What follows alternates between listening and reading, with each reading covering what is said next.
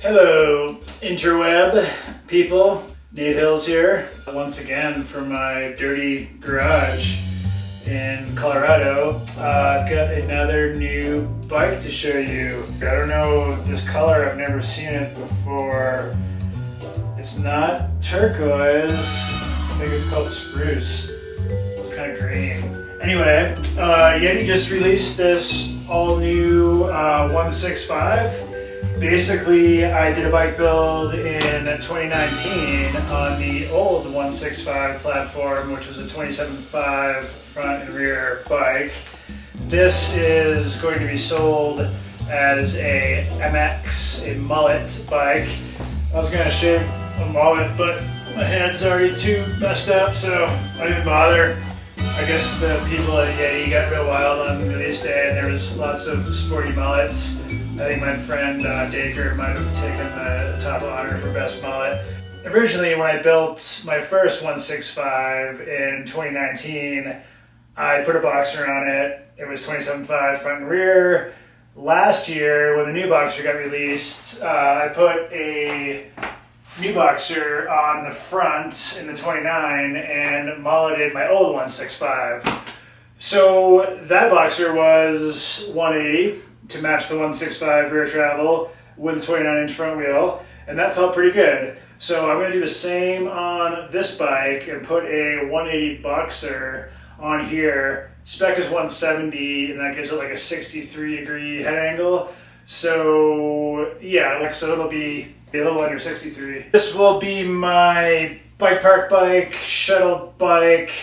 This will not be pedaled uphill, it will get carried. This is for going to Utah and pretending to ride rampage lines and trying not to die, basically, as an old guy. I've always loved riding downhill. Yeti sort of has a downhill bike that they're teasing, and they're making a few for like Richie. Until they decide to produce that, I'm gonna keep turning their whatever bike into my mini downhill bike, because not having a downhill bike for me is not really an option, because I rather enjoy smashing into things. It's actually super similar to what I did in 2019. I feel like I'm going back in time here. The original 165 build video I did, it had Pete the dog in it.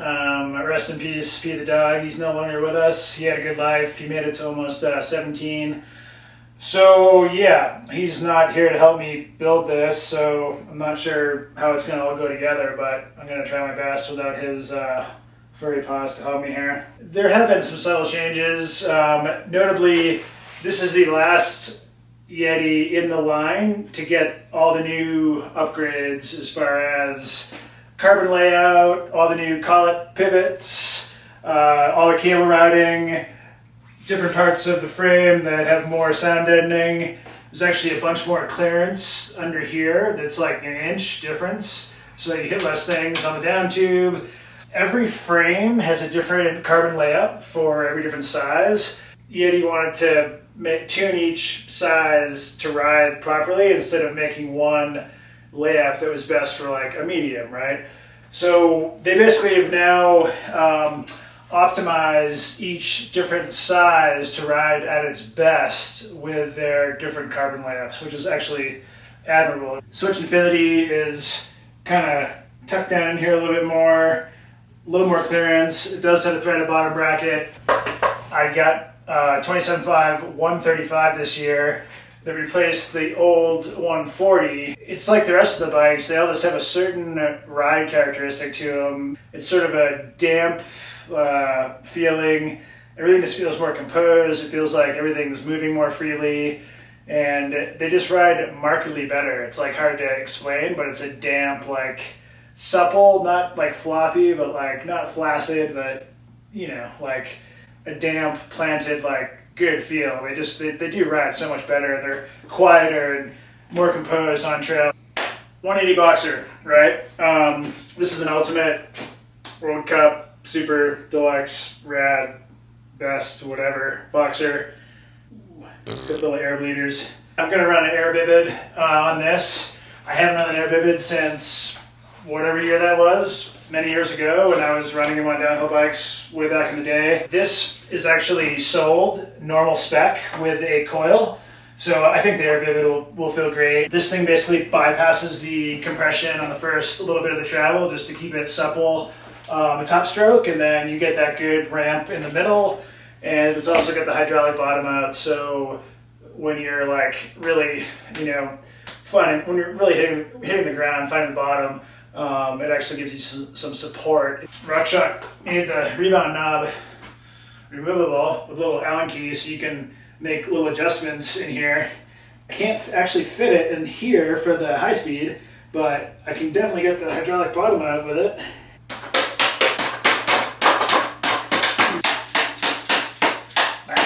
I'm going to put a direct mount stem on here. That guy goes there. That's a 50 mil stem, which might be a little long. No, that's a 60 mil. That's ridiculous. This is like 1984 over here. I will be running, as per usual, a carbon descendant bar. It says 760 wide, 20 millimeter rise. I am a big fan of running similar bars. This bike's going to feel weird enough compared to my trail bikes. So if I can have at least the same cockpit, that keeps things kind of similar in my brain somehow. I definitely run my bars a little bit Chicago, a little bit forward, more so than others might. There's a bigger handlebar standard, thicker here. This situation, bigger. I don't know, this seems to work just fine, so I'm going to keep running it. You can hate on me if you want, but I haven't broken any bars in a while. I've never broken a carbon bar, only aluminum, in case there's some carbon haters out there. I know you're out there. How's that look? Pretty mean, pretty aero. What do you think? Always use a torque wrench. Click. So this year I went to the Yeti Mexico gathering. This is what they gave me. You notice not very much of it has been consumed. I've kind of been saving it for special occasions. This is definitely a special occasion. Smoky. Just a little. Because if you get too drunk, nothing goes together right, and then you get hurt. You guys should come to the Yeti gathering in Mexico next year. It's a good time. Good people. Yeah. We have fun. We ride bikes, and then we party. And then we ride more bikes, and then we party some more. That's pretty cool. Kind of a Christmas theme going on here, the situation. Merry Christmas. This is adding to the Christmas situation. Yeah, just to talk briefly about these new SRAM Maven brakes. They were shocking to use at first, as in I almost died 47 times until I recalibrated my brain to not pull the damn brake lever so hard. The power of these, it's silly. The beauty of it is it's actually highly tunable.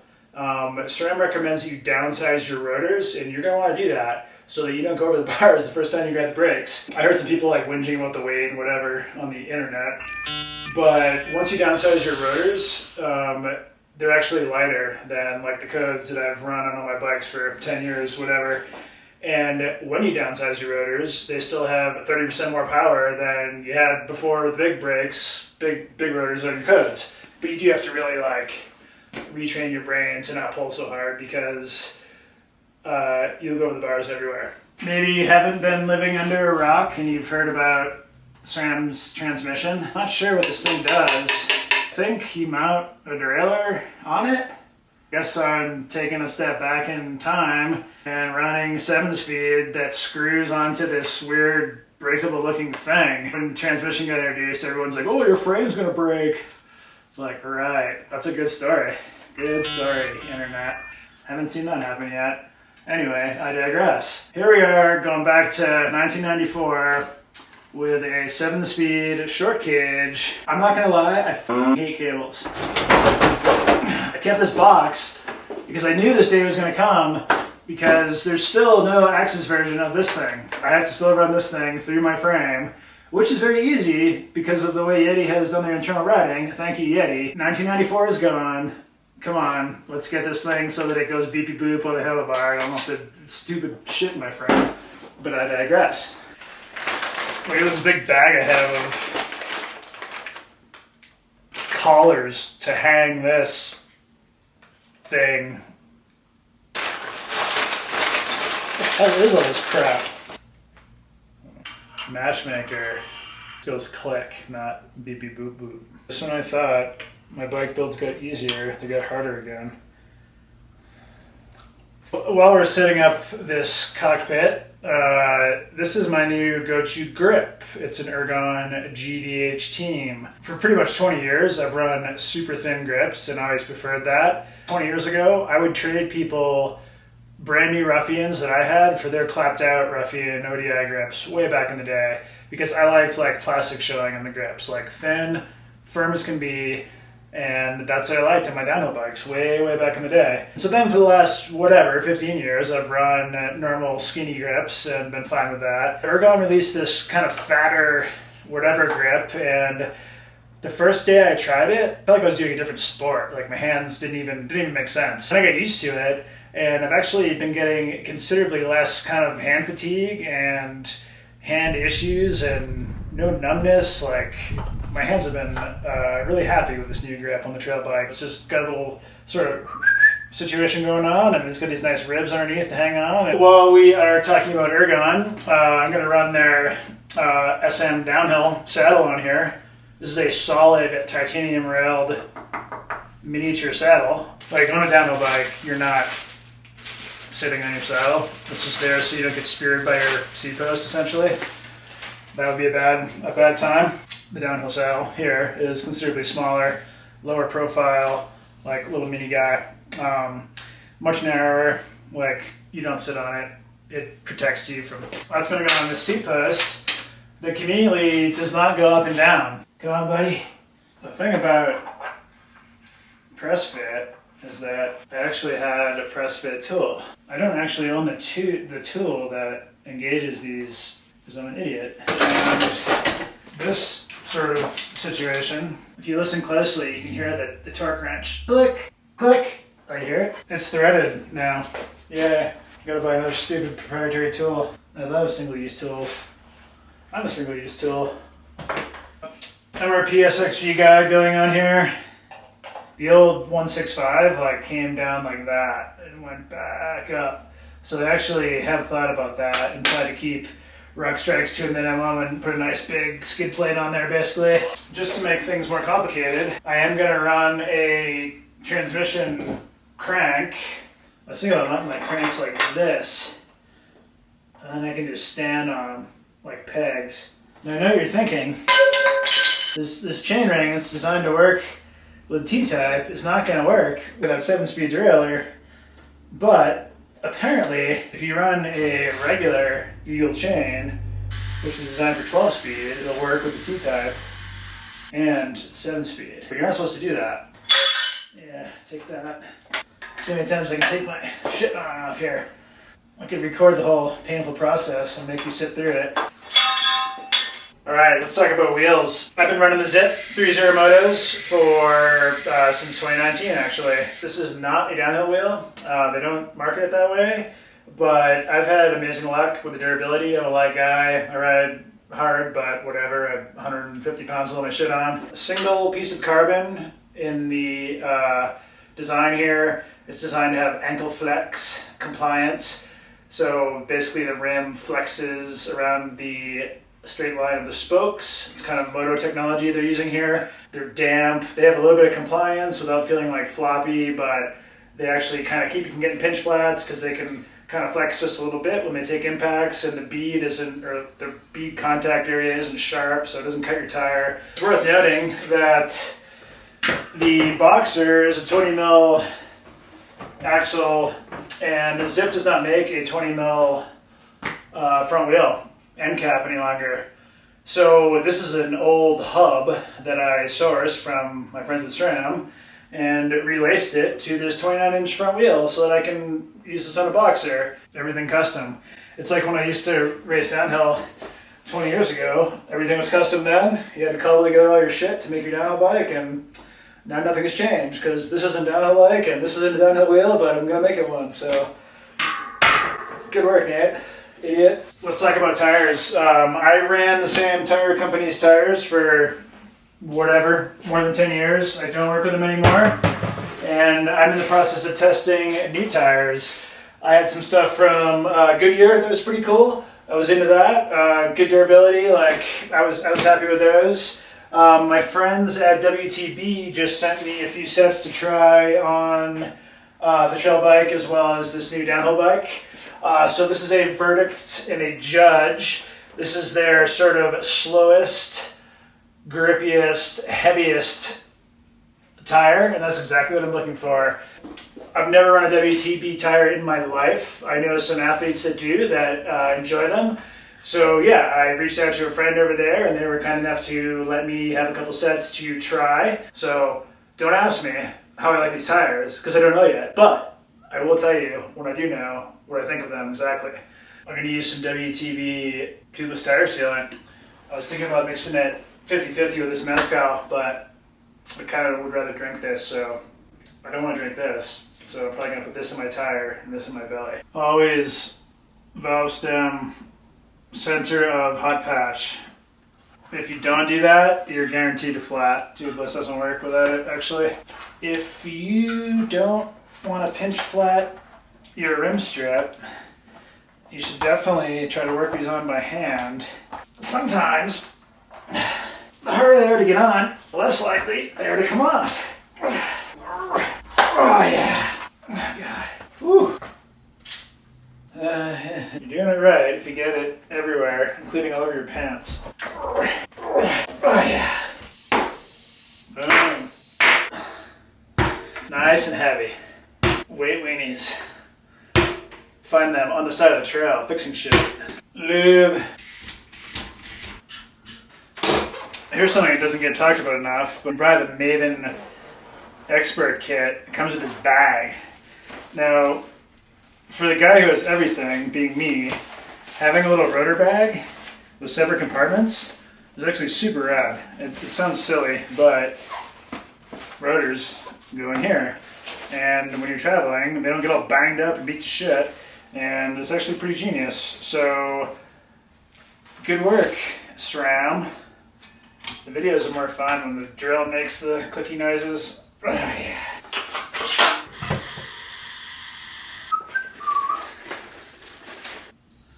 Boop. Lubrication. Yay.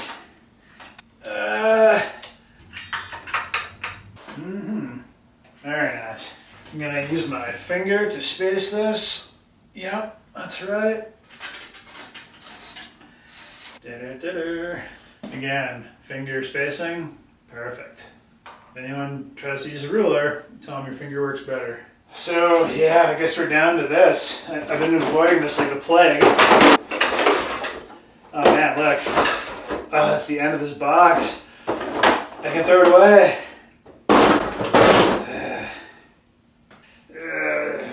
First we're going to clean all the way through. Cable guy. When I was a little kid, I was always waiting on the cable guy. Who am I even talking to? This thing. Stupid cables. Good thing I saved some of these ferrules. Welcome to 1996. Some say this is for marking things before you drill a hole in metal. I say it's for opening the orifice. Now I am going to cut a little piece of tubing to cover this so that when I hit it on 75 sticks, I don't ever have to replace this housing because I hate replacing housing so much and I'm so spoiled with access. This is heat shrink. It's used for electrical connections, that sort of thing. I've used it in my van builds so that I don't burn the van down essentially. Nice and tight. Hideous. I might just leave that untrimmed in protest of the cable.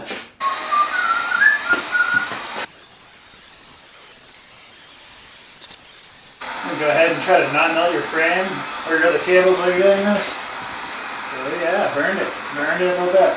Now, it should be noted that when you handle this, this will burn the shit out of you. So do not put this anywhere you care about, preferably on your concrete floor, so you don't have to go to the hospital. Don't forget the bar plugs. If you crash and gore yourself on your handlebar, you have to go to the hospital. You don't want to go to the hospital, kitties. And now the moment of truth. Will a regular Eagle chain work with both 7-speed and transmission? But of course, they're not supposed to be compatible. This voids your warranty, don't do this. Oh, it's a long chain. Weird. So when cutting your chain, you're actually supposed to do this the proper way and like cycle your suspension. I'm just gonna do it the improper way. We're doing pretty good so far. Seems like I got that pretty right. Just a little bit off there. Help. Yeah, those are the cables. Where does the battery go? So satisfying putting that ferrule on. Yeah, that's gonna last. Bubbles. Okay, that's about it. Thanks for watching. Let me know if you have any questions in the comments. I will try to answer, try my best. There's probably people more qualified to answer than me, but I'll give it a go. Thanks to my partners, Yeti Cycles, Rockshox, SRAM, Zipp, Ergon. Thanks to WTB for kicking in some tires for me to try. I went skiing today. It's still winter in Colorado, so I won't be able to ride this thing in the mountains that soon where I live, but hopefully there'll be some Follow Cam episodes coming your way soon enough on this new rig. Fresh Follow Cam Friday episode every Friday at 10 a.m. Tune in for that. See some shenanigans with my friends. If you want to purchase anything for your bike, you should support my homies over at Worldwide Cyclery. They are the most knowledgeable, sweetest bike shop going. Thanks for the support. Thanks for watching. Like the smash button and subscribe or don't. I don't really care.